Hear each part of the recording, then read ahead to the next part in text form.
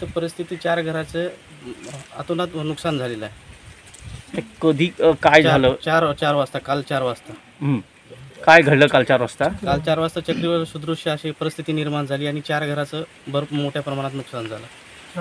आता पंचयादी वगैरे कधी करणार? पंचयादी आता तात्काळ करतो साहेब आणि सादर करतो तहसील कार्यालयावर. साधारण किती लाखांचं नुकसान झालं अंदाज? साधारण अंदाज 11,70,000चा असा अंदाजी नुकसान दिलं साहेब. त्याच्यामध्ये आणखी जे होईल ना त्याप्रमाणे वाढवू शकते त्याच्यामध्ये. काल गुरुवारी संध्याकाळी देवगड परिसरामध्ये जोरदार वाऱ्यासह मुसळधार पाऊस झाला. त्यामध्ये देवगड तालुक्यातील आरे या गावातील ही नरेवाडीमध्ये एक चक्रीवादळ सदृश्य वादळ झालं आणि जवळपास 4 ते 8 घरांचं पूर्णतः इथे मोठ्या प्रमाणात, त्यातली 4-5 घरं तर पूर्णतः नष्ट झाली आहेत. मोठ्या प्रमाणात झाडं जी आहेत ती उकळून पडली आहेत आणि अशा पद्धतीने जवळपास 25 ते 30 लाखाचं नुकसान मग अगदी ह्याच्या आकडेवारीच्या स्वरूपात सांगायचं तर झालं आहे. पण सुदैवाने एक त्यामध्ये गोष्ट अशी आहे की कुठली जीवितहानी या ठिकाणी झाली नाही आहे.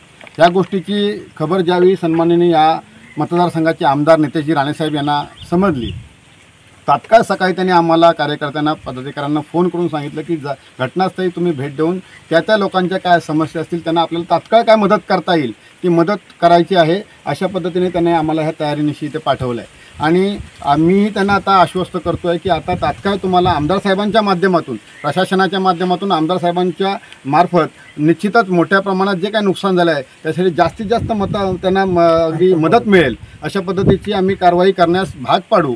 पण त्याचबरोबर आमदार साहेबांच्या माध्यमातून आम्ही तात्काळ आता मदत त्यांना करतो आहे आणि सध्या तरी त्यांना राहण्याची किंवा जेवणाची व्यवस्था जी करण्याची गरज आहे ती व्यवस्था आम्ही आमदार साहेबांच्या माध्यमातून इथून आताच तात्काळ 1-1.5 तासामध्ये 2 तासामध्ये करतो आहे. त्यामुळे मी खरं तर तुमच्या ह्या झालेल्या नुकसानीबद्दल मी खेद व्यक्त करतो. प्रशासनाकडे त्याबद्दल आम्ही जाबही विचारू, कारण या ठिकाणी तहसीलदार दर्जाचे इथं अधिकारी येणं गरजेचं होतं पण ते उपस्थित राहिले नाही आहेत. तर त्याचीही मी खंत तुमच्या निमित्ताने, तुमच्या माध्यमातून व्यक्त करतो आहे. पण आमदार साहेबांच्या माध्यमातून ह्या लोकांवरती अन्याय होणार नाही, त्यांना तात्काळ जास्तीत जास्त मदत मिळेल ती याची व्यवस्था आम्ही करू. तर मी आता कडाका होता होती ना, त्या कडाक्या खाली लपून राहिली, टी ठेवायचा. मग आता बाहेर येण्याचं मला शिजणच नाही, काय करणार. जेव्हा शांत झालं सगळं तेव्हा मी एकटी दरवाजा उघडून बाहेर आली.